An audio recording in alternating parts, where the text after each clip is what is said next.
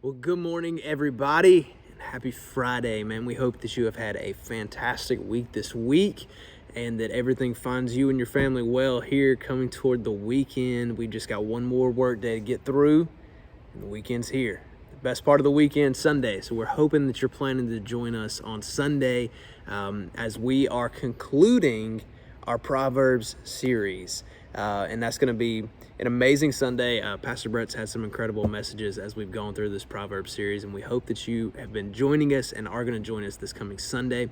We also hope that you've been joining us each day as we've been taking a devotion all 31 days of January through all 31 books of Proverbs. And today is January 29th, which means we will be in Proverbs 29. I've mentioned in a couple of my other videos about my son that was recently born. He's a year old now, and I think in Proverbs 29 he can kind of help us jump into it and kind of understand a little bit of that. Braven is a joy. He is super happy. He's an amazing little 1-year-old. We absolutely love him. Can't imagine life without him. But he is one, just over one, and so we are starting to enter the stages of discipline. And Proverbs chapter 29 has a theme of discipline throughout. And, when we were growing up in childhood, it seemed like there were a lot of good things that we may have been told no to or told not to do and that kind of thing as we kind of learned how to grow and how to live. And as kids, it didn't really make sense to us. See, like, for example, a couple nights ago, we were in the kitchen, and Braven is, he loves to help.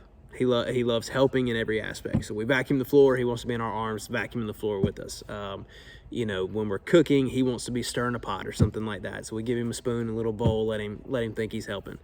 Well, a couple nights ago, we were in the kitchen, and I was sauteing some Brussels sprouts. And I know some of you are kind of like, Brussels sprouts. Nah.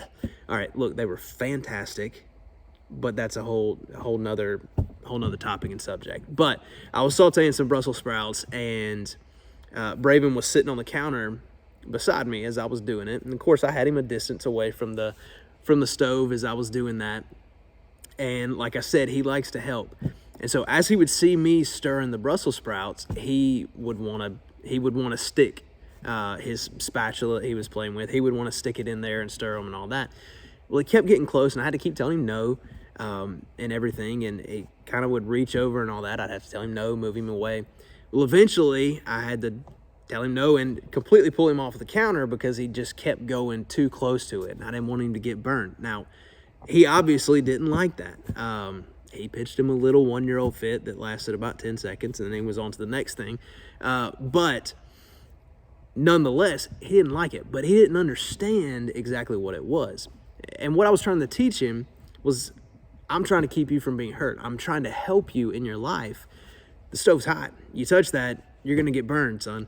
And so that was a lesson that he didn't quite understand, but later in life, he's going to understand it. And when we're kids, there's a lot of things like that, it seems. And the older we get, we kind of get to the point where we realize that as a child, our perspective of discipline was wrong. Or do we really? See, the word discipline comes from a Latin word meaning pupil. And discipline is about learning a way of behavior or a way to live. And we may think that only children need discipline, but Proverbs chapter 29 reminds us about the importance of discipline no matter how old we are. And so reading through the chapter, there are 3 reasons that I found in the chapter that I think that we should welcome discipline in our lives. Number 1 is discipline is a blessing. Proverbs 29:18 says, "Where there is no revelation, people cast off restraint, but blessed is the one who heeds wisdom's instruction." Discipline seems to hold us back, and that's because our natural tendency is toward what we want. But when we receive godly instruction, we are blessed. It's in following Jesus that we can enjoy a life free of guilt and sin's burdens. Number 2, discipline brings joy. Discipline often hurts at first. None of us like it, and we don't want to face our failures or have to admit that we have room to grow. but temporary comfort leads to lasting joy. And Proverbs 29:6 teaches that evildoers are snared by their own sin, but the righteous shout for joy and are glad. Getting out of the snare hurts, but there's joy in the healing. And number 3, pride gets in our way.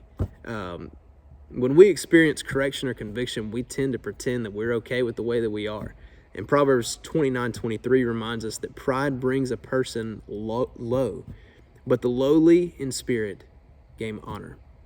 And earlier in the chapter, Proverbs 29:1 states, "Whoever remains stiff-necked after many rebukes will suddenly be destroyed without remedy."